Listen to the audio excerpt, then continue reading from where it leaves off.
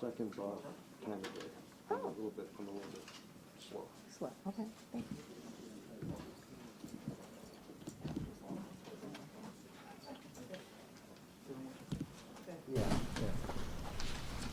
All right. Yep. All right. Thanks, everybody, for joining. I'm Allison Arwady, Commissioner at the Chicago Department of Public Health, and we're here to do a monkeypox, or what we are more calling in Chicago an MPV update. So I've got a number of slides. We will post these online for anybody who wants to take a closer look after the press conference. I'm pleased to be joined by multiple partners. Last week when we did our update, we were very focused on direct clinical providers. We brought in some of the other partners today. So we'll be hearing from Mark Lieberson, who is the Vice President of the North Halstead Business Association and a club owner related to upcoming events this weekend. Ricardo Cifuentes, the Vice President of External Affairs at Esperanza Health Centers, an FQHC that has done a lot in many things, but especially an important partner for us in COVID vaccination and others. Maurice Brownlee, the Chief Wellness Officer and Medical Director at Wellness Home Behavioral Health, also been an important partner for us. Esther Corpus, CEO of Alivio Medical Center, another federally qualified health center that's really stepped up and just done a lot already in this space and is doing more. And then finally, Dr. Geraldine Luna, Medical Director at CDPH, who will do some summary in Spanish. I also want to acknowledge Antonio King from the Chicago Department of Public Health, who leads on a lot of our work with LGBTQ populations and works in our what we call syndemic infectious disease. Okay, I think we got everybody. So let me go ahead and get through the slides. So the MPV outbreak continues to grow. We are at more than 26,000 confirmed cases across 87 countries. And you see in blue there in West Africa, those are the countries that have historically for decades seen MPV. It is found in some of the small forest animals there, and we'll see a small number of cases. Everything in orange is the current outbreak, where we are more seeing spread through person to person, especially sexual and intimate transmission. If we look across the U.S., oops, there we go, sorry. If we look across the U.S., we're at more than 6,600 MPV cases identified, and in Chicago, as of our update yesterday, we were at 459 confirmed cases. You may know at this point, we are updating every day, Monday through Friday, on our website, chicago.gov/monkeypox or chicago.gov/MPV, the numbers for Chicago and the demographics of those numbers.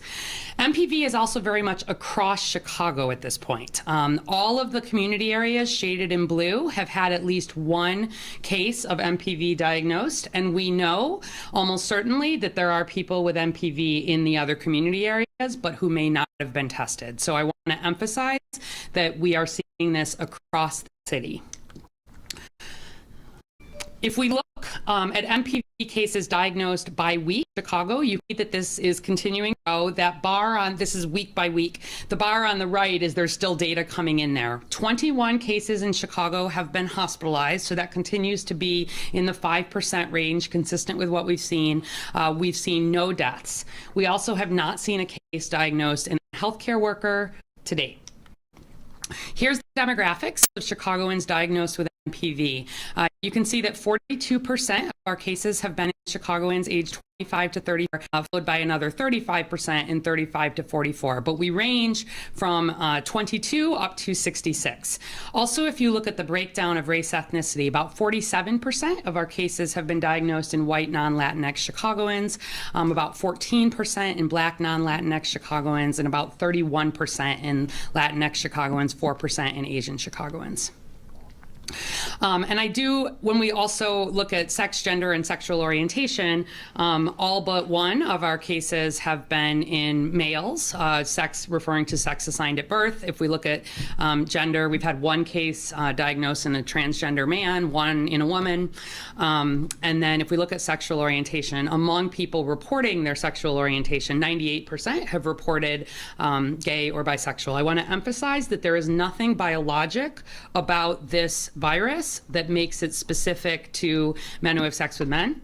However, that is the network where we have been seeing it spread the most here in Chicago and around the world. So the overall risk of MPV to the general public remains low at this time. But we really want to emphasize that we need you to see a healthcare provider if you develop symptoms. As we showed, most, but not all, of our cases have been gay, bisexual, or other cis or trans men who have sex with men. The median age is 35. Spread is primarily through skin-to-skin contact with rash or lesions. And this rash can be anywhere on the body, and the highest risk of spread is through sex and other intimate contacts in these social networks. And so there's information here. Just if you've got a new or unexplained rash, it can look like a pimple or a blister. A pox is what we call it. Those are right. You're not feeling well, please go see a doctor. There's a lot of information on the website about how is MPV spread, what are the symptoms, what should I do. I want to highlight that anyone can get MPV, but again, right now, the community where we are seeing it the most at highest risk and where a lot of our focus has been is in the men who have sex with men, MSM community. So if you or your sex partners are feeling sick or you have a rash or sores, don't have sex, don't have close physical contact until you've been checked out, until you're no longer feeling sick. Don't share things like towels or sex toys or toothbrushes, and then be in touch with your healthcare provider. So we've been getting a lot of questions about how do I know how risky MPV is right now. So based on what we know so far, we've divided up here some activities into what's known to be highest risk, some risk, and then unlikely. So highest risk, clearly, is sexual or intimate contact, and that includes with wearing condoms. I want to note that wearing condoms decreases the risk of spread, but because you can have sores anywhere on your body, etc., it is not fully protective. But certainly condoms are important for protecting against other STIs, HIV, etc. I just want folks to know a condom is not 100% protective against MPV spread. The other highest risk activity is direct contact with the infection, the rash, the scabs, the body fluid, sexual or non. Some risk are activities like kissing or cuddling, potentially dancing, at a crowded party where folks may not be fully clothed, potentially sharing drinks with someone who is infected, sharing a bed, towels, or personal toiletry items. So those are some of, when we look at the data, those are some other risk factors outside of sexual or intimate contact that clearly have some risk. Based on everything and the way this is behaving right now at this point, though we're learning more every day, things like dancing at a crowded party where folks are clothed, unlikely. Coworker to coworker transmission, unlikely. Touching a doorknob, trying on clothing in a store, traveling on an airplane, going in a swimming pool or other body of water, going to public restrooms, being on public transit, being at a grocery store, a coffee shop, or a gym via equipment. At this point, those are all believed to be unlikely sources of risk for MPV. And so just wanted to highlight that education is power here in terms of protecting yourself against this and any other disease. So our MPV plan here in Chicago, pretty basic. M, monitor cases, case investigation, contact tracing, just like we do for any outbreak. P, provide resources and education to many folks. And then V, vaccinate those at highest risk. And so to talk through this, MPV testing is widely available here in Chicago and across the US. You should be able to get a test for MPV at any doctor's office, at any clinic. There's no special approval. It works by taking a swab of one of your samples, which is then sent off to a laboratory. There is also treatment available for people who are diagnosed with MPV. Most people don't end up needing the specific treatment, but folks who are immunocompromised, higher risk, hospitalized, having really bad symptoms, we are able to help get this antiviral medication, but you have to see a doctor, both to get a test and to get treatment. You can't do that outside of a clinical setting.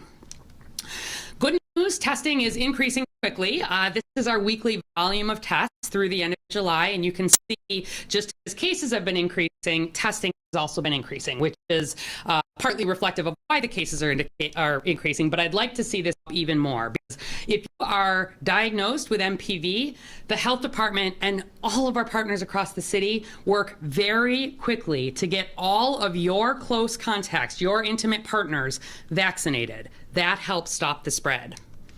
And so the other good news is that vaccine supply is increasing. We're getting new updates almost every day, so I thought I would bring you up to date. Demand definitely still outstrips supply. Even if we're just thinking about men who have sex with men, to make about 20,000 in Cook County alone. And so we continue to prioritize getting more individuals the first dose of the vaccine. Jynneos is a 2-dose vaccine regimen. You've got to give the second at least 28 days after the first dose. And so we, like others, have decided let's get more people that first dose of protection. Known contacts or immunocompromised are still getting 2 doses. So in the first 6 to 8 weeks, we got about 5,000 doses here from the federal government. Remember, this is a virus that we normally have 0 cases of across the U.S., maybe 1, maybe 2. So it's not a vaccine that is just on shelves in pharmacies. It's required a significant ramp up. July 23-24 was the first significant allotment that we got from the feds, 15,000 additional doses. Nearly all of those have been distributed. We keep a small amount back for contacts, et cetera. And then yesterday, we got another 13,000 doses. So this is good in terms of the numbers that have been here. It's still not anywhere meeting the demand, but I've been pleased with seeing, in the thousands coming in quickly. And we are preliminarily expecting sort of over the next 4 to 6 weeks, about 20,000 additional doses. We're hearing unofficially that some of that timeline could even be moved up, but this is really dependent on what's able to be moved federally.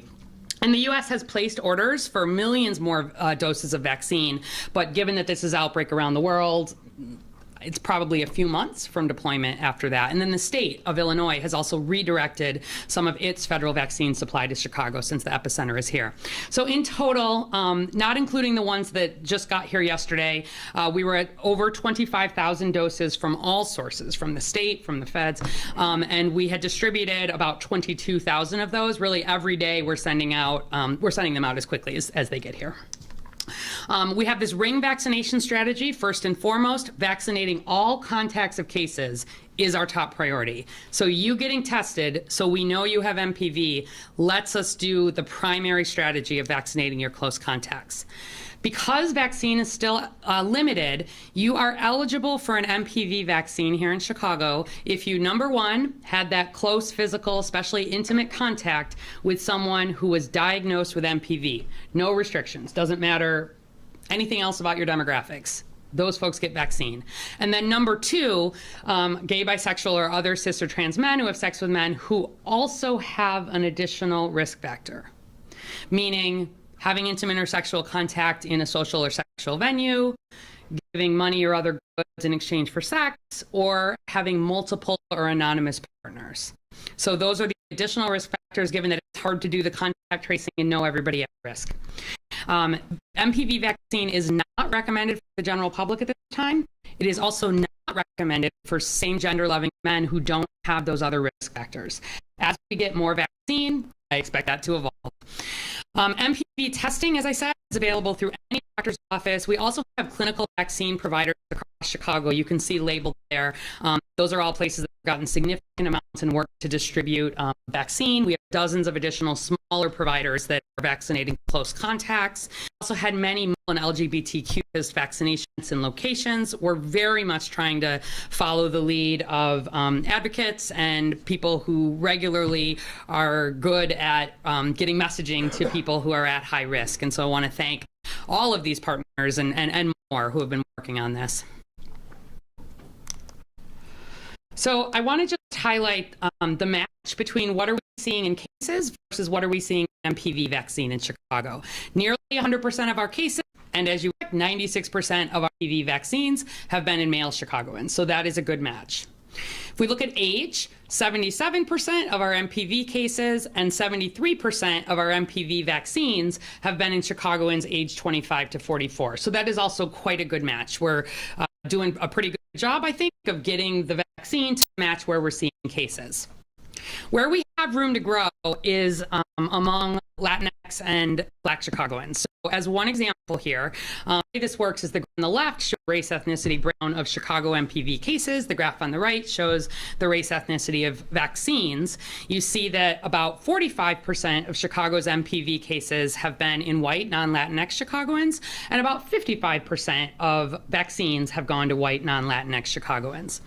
29% on the left there of MPV cases have been in Latinx Chicagoans, but we're only seeing 14% of vaccines having gone to Latinx Chicagoans. And then similarly, about 14% of our cases at this point have been in Black Chicagoans, whereas only 11% of vaccine. And so really want to emphasize that being diagnosed as a case requires getting tested. And so very much want to remove stigma from getting tested. Getting tested is the smartest thing that you can do, regardless of whether you think you have other risk factors if you're having symptoms like this. And then we are working hard in a lot of different ways to improve testing access and vaccination access among Blacks and Black Chicagoans. If you look at cases and vaccination by resident address, these actually match pretty well too. On the left, you're seeing across Chicago, where are we seeing the largest number of people diagnosed with MPV? And then on the right, you're seeing where do people live who have gotten the most vaccine doses. So yes, we've had the most people both diagnosed and been vaccinated sort of up on the north side there, but we're watching closely, and I really want to emphasize there is vaccine available where you live. There is testing available no matter where you live.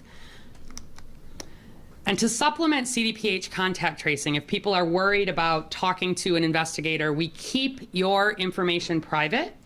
But there's also a website called tellyourpartner.org, and it's a way that you can anonymously let your intimate contacts know about your diagnosis. You just need the partner's phone number. There's an MPV unit on there, and feel free to look it up if you want to see some more about that. But we really we want people talking about this. We want people being open. You're going to hear some more about Market Days planning. That is coming up this weekend. We're doing video campaigns, banners, physical assets, PSAs, so we're going to hear about that in just a second from Mark Lieberson. If you go to our website, chicago.gov/monkeypox, you'll see a lot of materials that you can download, you can share. Businesses are welcome to post, and we are getting a lot of information out. This information is changing almost by the day, so we're referring people really to the website. You'll also see a lot of social media. I've been emphasizing this one, for example, turn on the lights before you turn off the lights. This is, if you're having sex, spend a little time with your partners. Talk about MPV. Look for any new or unexplained rash or sores. Don't touch those until you see a healthcare provider. We're really working on having different messaging across different groups that resonates and is honest about what the needs are. So to wrap up, I think I might have monkeypox. What should I do? Separate first. Skip gatherings and nights out, and don't share your personal items. Call your doctor. Tell them you want an MPV test. There is no shame in that. That is a good thing, and we want people to get tested. The symptoms, again, the main one is rash or sores, but people can also have headache, fever, chills, muscle aches, and swollen lymph nodes. If you have any questions, chicago.gov/monkeypox, or you can call, as always, our hotline.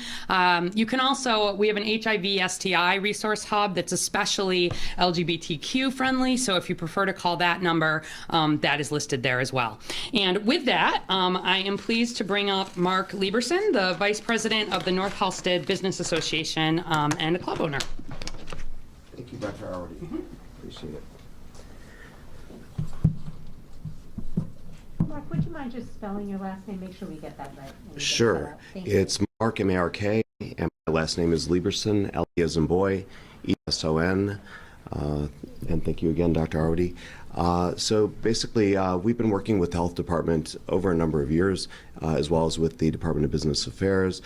Here, the BACP, Ken Meyer's team, and Howard Brown Health. And together, we have identified what we think is a good strategy because, as Dr. Arwady said, overall risk remains low, but our goal is to get the spread to stop and make sure people understand and know what they're looking for. So what we've done is we created an education campaign. Our businesses in the community have come together. We're showing videos in our businesses, and there's material literally everywhere on North Halston and throughout the community about monkeypox. So MPV, if you're aware of the symptoms, they're much different than what the media originally had presented. So people didn't understand the mild symptoms. We're promoting mild symptoms related with it. And then secondarily, 95+% of the cases been related to intimate activity. We're sharing that knowledge so that people are aware of the primary mode of transmission. We want people to have a great time at the festival.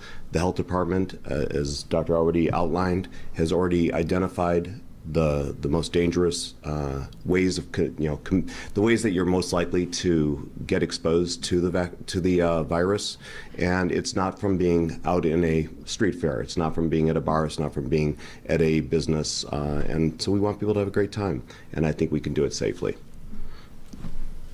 And it is my pleasure to be able to introduce Ricardo Cifuentes. He's the Vice President of External Affairs at Esperanza Health Center. Thank you so much, Mark. Thank you so much, Commissioner. My name is Ricardo Cifuentes. I'm Vice President of External Affairs at Esperanza Health Centers. Esperanza is a federally qualified health center, an FQHC, that operates 5 clinical sites on the southwest side of Chicago.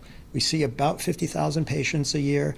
Our patients are overwhelmingly Latino, primarily Spanish speakers. Before I start, I do want to thank again the Commissioner and the Chicago Department of Public Health for their partnership with community groups and health organizations like mine to get vaccine resources to people who need them in the communities that we serve. So at Esperanza, we detected our first case of MPV about 2 weeks ago. Since then, we have identified 5 more, and we expect that number to increase as people continue to come for testing. Because of limited supply, our initial outreach has been very targeted to people among our patients who are most likely to be at risk. So we're talking about people who are on PrEP for HIV prevention, people who are MSM identified or trans identified, who meet the eligibility criteria from the CDC, as well as some of our patients who are engaged in HIV primary care. To date, we have scheduled or delivered 100 vaccines, and just recently, so we have 2 options for people to get the vaccine at Esperanza. They can either call our main number, or they can also send us a text, MPV, to our dedicated line, a dedicated text line, and someone from our team will reach back out to them and schedule that visit. We are also starting to do some contact tracing at Esperanza. Fortunately, we don't have that many people with confirmed exposures, but we are able to start reaching out to them and inviting people into the clinic to get their vaccines. And of course, as supply increases, we'll be expanding our capacity to deliver vaccination. So currently, we are delivering vaccine at our clinic just outside Douglas Park in the Marshall Square neighborhood. But we anticipate that we'll be able to open additional clinic hours at our Brighton Park location at 47th and California. With that, I just want to thank again the Commissioner of Public Health and say, this is something serious. When faced with an issue of public health, we really do need the public's help to be vigilant, to be really thoughtful, to help spread the word. So thank you again, and thank you for the opportunity. And I'm going to present now Maurice Brownlee, who's Chief Wellness Officer and Medical Director of Wellness Home Behavioral Health. Thank you so much. I too want to say thank you. The Department of Public Health has tremendously been great in terms of helping us not only get the word out, but providing us with the vaccines. We are a private organization. We have 2 locations. We have one in the Lakeview area and one on the south side. And so we have been able to successfully vaccinate about 1,000+ people over the last 2 to 3 weeks. I know right now that people within the community are very frustrated. And they're frustrated because they're having to call, they get messages, they have to wait for people to call them back and all this other great stuff. But I need everybody to understand that we are trying, and that people that are working in these places, the providers, are getting back to you. We have a standard that we try to get back to people within 24 hours.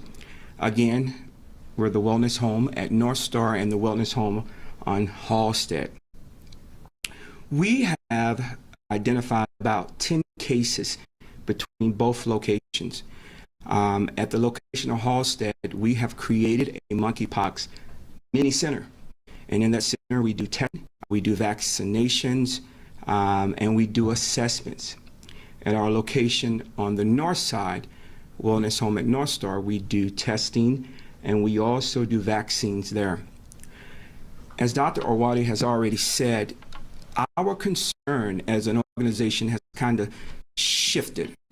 And when I say that, I'm mainly talking about our focuses on the Black and brown community.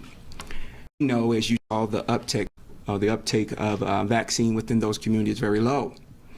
And a lot of us will argue, because of historical reasons or whatever the case may be, yes, that may very well be true. So what we're trying to do, along with the Public Department of Health, is trying to get our messaging right for that particular population. We are going a step further. We're trying to break down all the barriers for getting vaccinated. And what that means is we are open 7 days a week at our Halstead location. We're open during the hours that people can access testing and vaccines. We're open from 10 a.m. to 7 p.m. When we would get a phone call from the Department of Public Health that said someone really needs testing, we had an on-call person who would go in and provide testing. And so we are extremely committed. This weekend, we will be having an event out at Jackson Park on the south side, because again, our goal is to make sure that that community, that 11% that you just saw, is taken care of. We're committed to that. And so we know, again, that in order to make that happen, we have to decrease the barriers. We have to break them down. And so our goal is to make sure that those barriers do not exist. And we want to break every last one of them down. And so I tell everybody, and this is my message to all the ministers for this Sunday, do me a favor, talk about monkeypox to your members. Let them know that they can get tested. Go on the website. Our website is www.wom.org.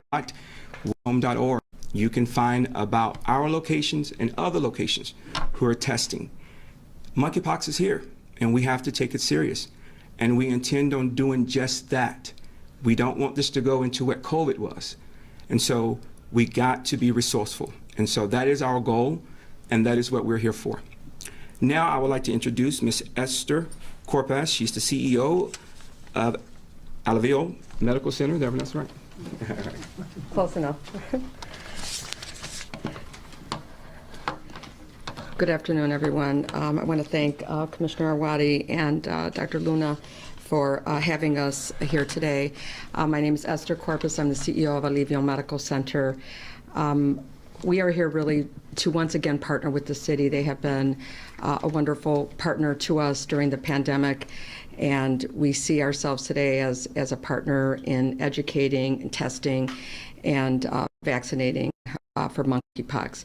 Eligibility Medical Center has been a provider in the Pilsen Little Village, Back of the Yards community in Berwyn for 35 years. 80% of our patients are mono-Spanish speakers. Over 60% of our patients are undocumented. So we are really, caring and treating some of the most vulnerable communities here in Chicago. What we're seeing at Alivio today is that we're getting, a lot of phone calls. There's a lot of fear. And because of the personal nature of this virus, it's been very difficult for folks to share their information so that we can qualify them for the vaccine. We have decided to partner. We're really excited to partner with Calor, which is another organization, a very trusted organization in the community that focuses on the LGBTQ community, specifically on HIV testing and treatment. We feel that what we learned, lessons learned during the pandemic, is that to out and to get tested and receive vaccines or treatment, they go to trusted healthcare providers. And Alivio is one that, as is Esperanza and other federally qualified health centers, Calor being in their area of expertise, we have chosen to collaborate with them. We're doing our first vaccine kickoff tomorrow at the Arturo Velasquez Institute. We did receive 100 vaccines. Our schedule is full. We have a waiting list. All of those individuals have been qualified. And I'm glad that we're raising the issue of disparities. We saw this during the pandemic, and I think we again see it with monkeypox. We want to make sure that we reach the Latino, Black community as well. As you could see on the slides that Dr. Arwady shared, we have an abundance of cases, but yet we're not getting those shots in the arm. So we definitely need to get the message out there. We need to emphasize education and vaccine awareness. So we really do appreciate to have this opportunity to share this information with you. And at this point, I want to introduce my good friend and physician, Dr. Gerald.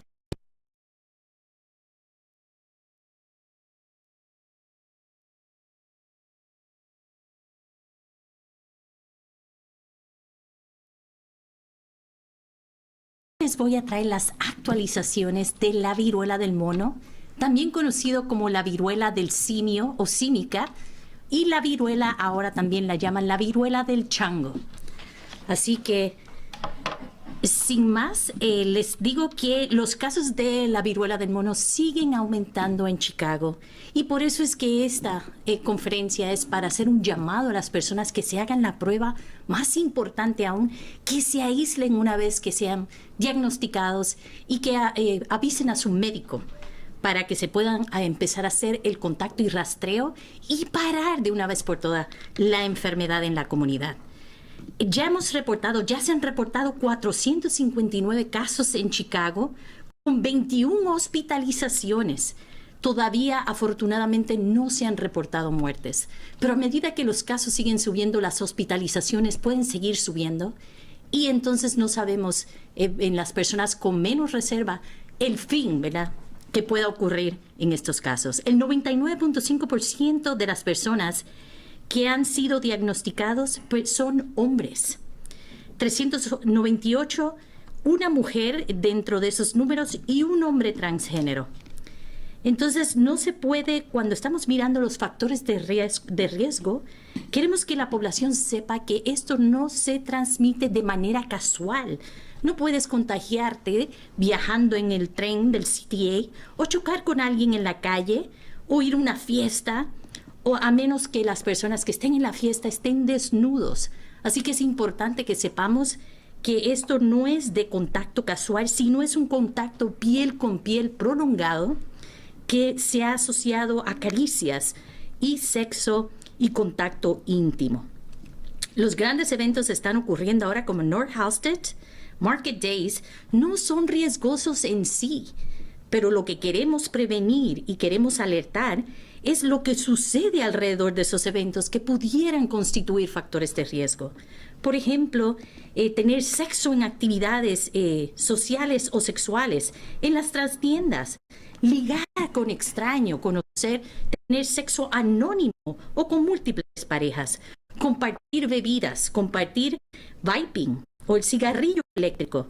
Eso aumenta el factor de riesgo. En este momento, aquellos en mayor riesgo se encuentran homosexuales, bisexuales, hombres que tienen relaciones con hombres, donde hemos visto casi exclusivamente estos casos reflejados.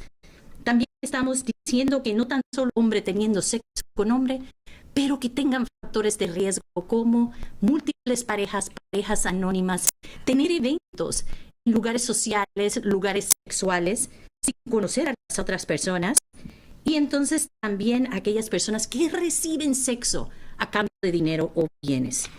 El Departamento de Salud Pública está usando una estrategia de anillo, y esto estamos hablando de la priorización de grupos, porque lamentablemente las vacunas todavía siguen estando limitadas. Y que una persona se haya contagiado o se haya expuesto a una persona contagiada y confirmada con la viruela del mono recibe prioridad en la vacunación. También aquellas personas que hablamos que son hombre teniendo sexo con hombre, que practican riesgo o tienen riesgos en la práctica sexual, como múltiples parejas, parejas anónimas, también teniendo sexo en eventos o también recibiendo sexo a cambio de dinero o bienes, están en el segundo grupo priorizado. Entonces, a medida que hablamos con las parejas sexuales, o sea, si se comunica con su pareja sexual, usted o su pareja se sienten enfermos y tienen un salpullido nuevo, llagas, les pedimos encarecidamente que se aísle, no compartan objetos sexuales, no compartan objetos íntimos y no tengan sexo hasta que no se hayan revisado por un médico y se hayan hecho su prueba para la viruela del mono. Les pedimos también, si cree que tiene la viruela del mono, por favor, como le dijimos, aíslese, pero llame a su médico primario y recuérdele que la viruela del mono anda en la comunidad. Y entonces también le pedimos que si no tiene médico primario para que pueda recibir esa prueba contra la viruela del mono, llame aquí al Departamento de Salud al 312-746-4835 y aquí le conectamos con ese médico primario, esa causa hogar médica para que pueda recibir su evaluación y una prueba de la viruela del mono. El ayuntamiento ya ha mandado 53,000 o está en promesa de mandar 53,000 de las vacunas de parte de eso es respuesta de la preparación de emergencia y las respuestas estratégicas que tenemos aquí en Chicago, donde todavía se espera una dosis adicional o un paquete, un suplido adicional de 33,160 vacunas en la fase 3. Ya Chicago hizo el pedido por el primer 40% de esas vacunas y el 60% va a estar disponible después de agosto 15. Entonces ahí esperamos que sigan llegando las vacunas y mejore la condición y el suplido. Las vacunas son administradas por grupos que tienen empatía, grupos que tienen un cuidado compasivo y sensitivo por la naturaleza de la enfermedad y los grupos minoritarios a los que está afectando. Entonces, estamos aquí orgullosos anunciando nuestra colaboración con los diferentes centros médicos de la comunidad para que bajemos la disparidad. Lamentablemente, familia, estamos viendo disparidad en nuestra comunidad latina y en nuestra comunidad negra o afroamericana. La única manera de parar estas diferencias es que nos hagamos la prueba. Primero, reconocer los síntomas, hágase la prueba y entonces reciba la vacuna. Pero lo más importante aún es la educación para evitar incurrir en prácticas sexuales de riesgo que enfermen a nuestra comunidad. Y con esto los dejo con la doctora Arwady para que conteste preguntas. I leave you with Dr. Arwady.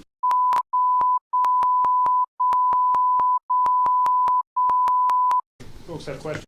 Sure. Could you identify yourself, where you're from? That'd be great. Hi, Leah Hope, ABC 7 WLS here in Chicago.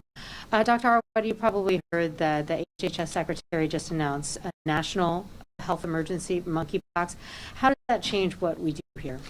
So, as you know, Governor Pritzker announced a state emergency around MPV on Monday. The major thing that did was give additional flexibility in terms of what agencies can work on things, additional ability, emergency tracking, etc.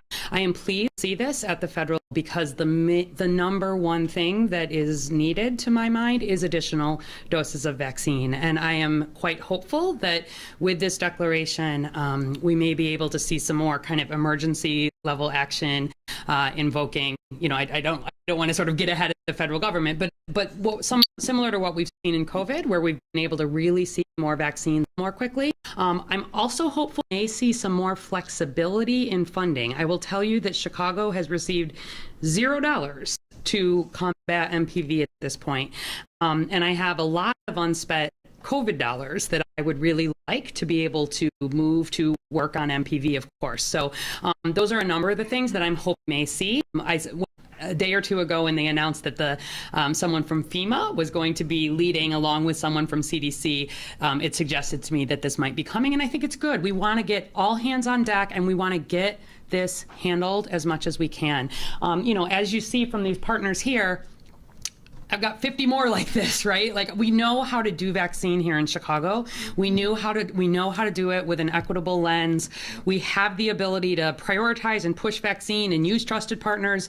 It's just about supply. And so I was pleased to see that, and hopeful that we'll get some good news about more vaccine coming later. We're ready to go with large plans for doing, big events. Rush and UIC have said we'll stand up 1,500, doses at this clinic, and we'll do these large things, even in a single day, but we just need the numbers. Is there a concern that there isn't a kind of a tracking system like we have with COVID? There isn't a vaccination card. You mentioned priority with getting that first dose. Yes. But, people could be getting in line to get their second dose, and we don't know.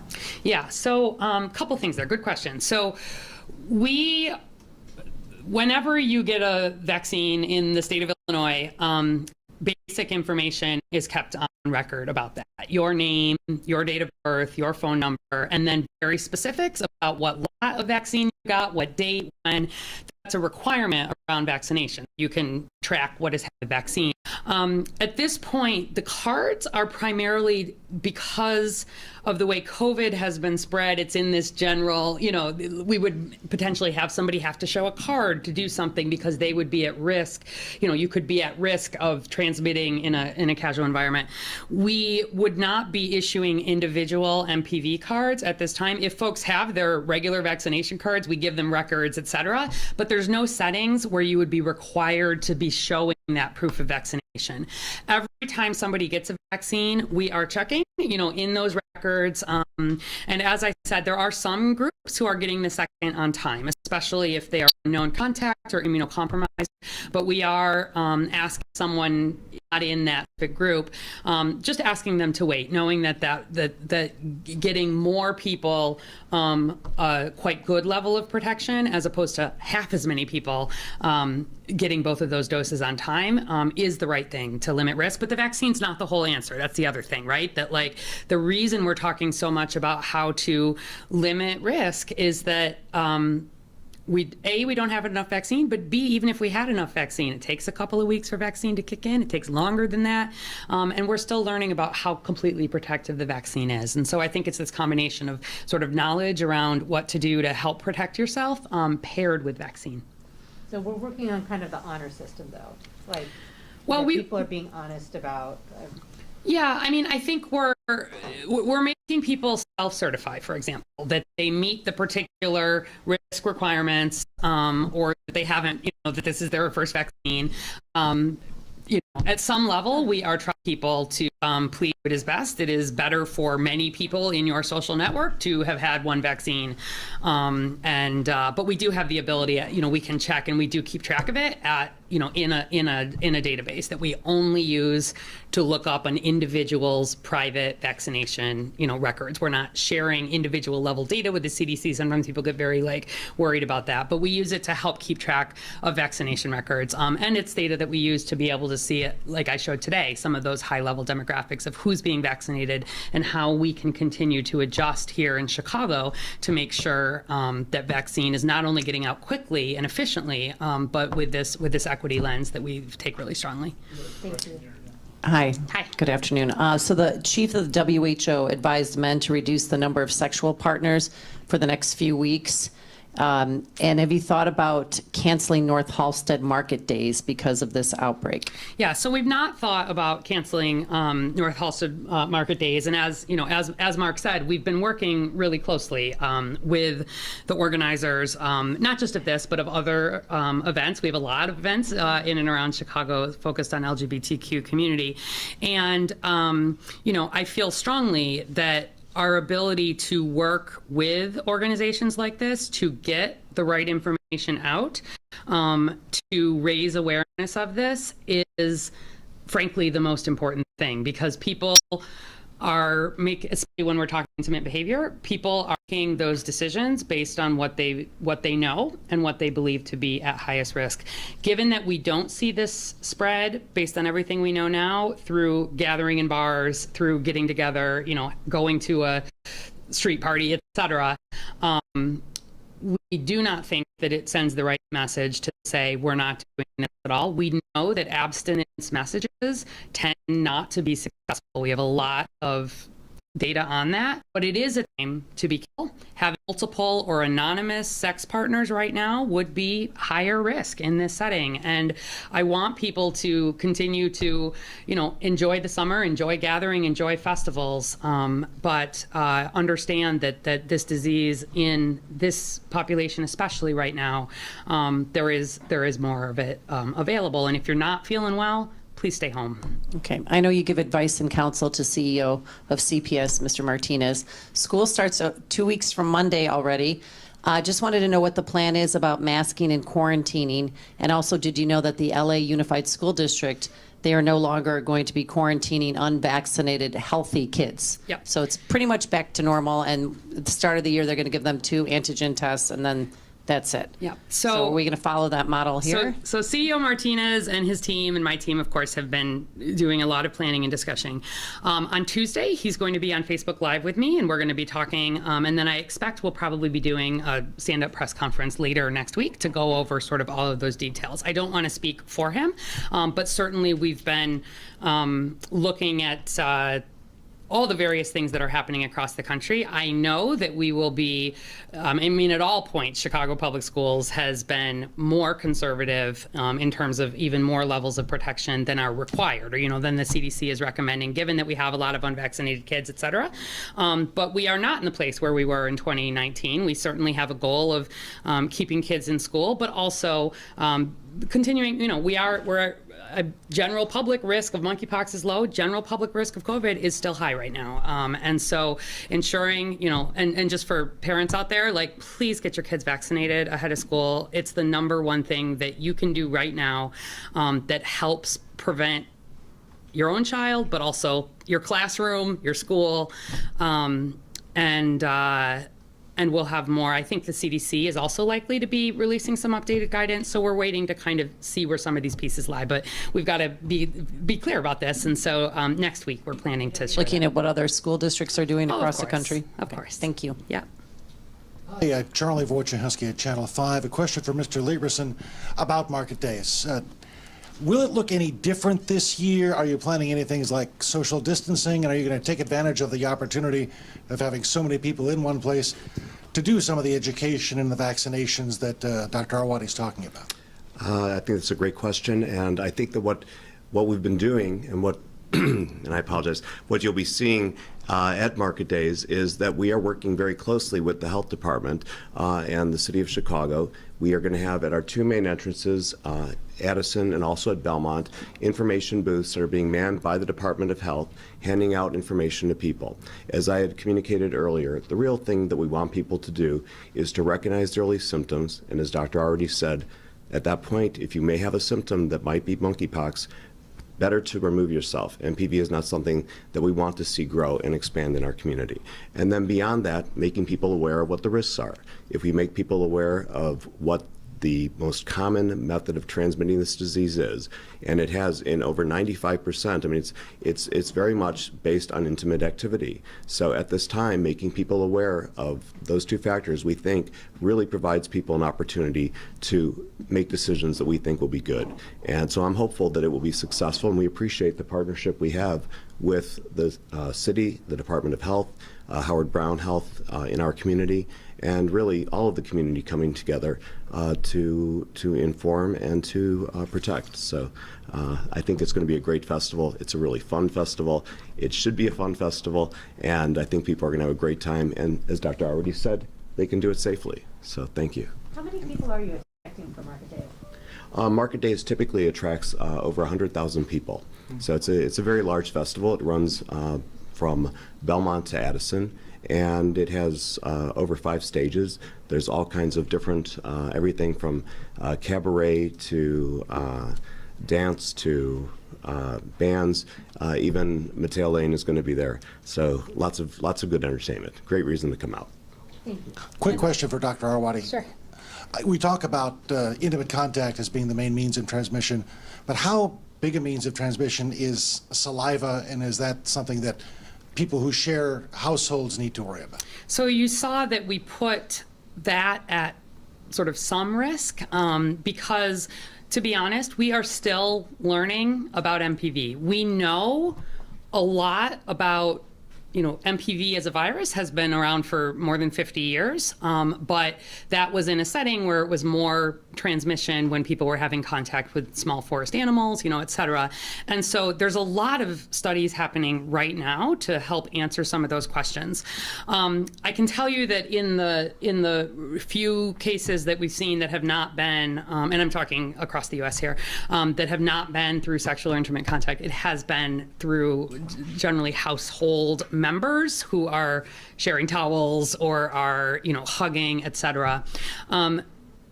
People, I think, have gotten used to the idea of that for COVID, spending 15 minutes, without masks, within 6 feet, you're at some increased risk there. For MPV, we're really talking about 3 hours, where you're thinking about sort of what does that, potential risk look like. Virus has been detected for sure in saliva. It's been detected in a lot of bodily fluids. And so we think it is appropriate to be advising against sharing drinks, sharing cigarettes and e-cigarettes broadly right now while we're learning more. And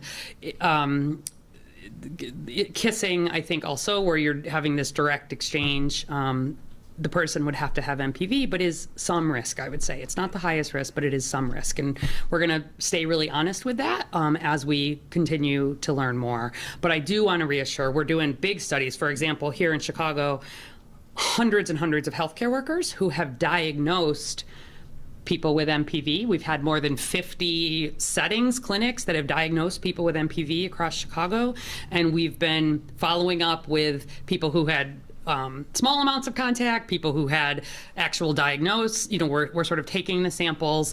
We had some people, especially early on, who weren't wearing any PPE, which is not the recommendation. And even in that setting, we've not had a case diagnosed in the workplace. And that has been consistent across thousands of healthcare workers that are being followed. So not that that's an exact one-to-one, but it kind of gives you a sense of some of the things that we're looking at. And there's a lot of work happening even here in Chicago to understand in different settings what those risks are. But clearly, at least right now, it is intimate and sexual transmission that is the huge majority of what we're seeing. But I want to emphasize, not the only way. And anyone who is having potential symptoms, we would like you to go see your doctor to potentially get tested. And anytime if we see a woman, if we see someone without, we're doing extra work in that situation to understand how that transmission has occurred. And we will continue, of course, to do that as we learn more.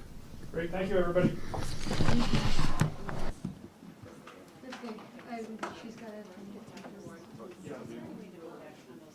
Yeah, we'll post it too. What do you want to see? The lights on?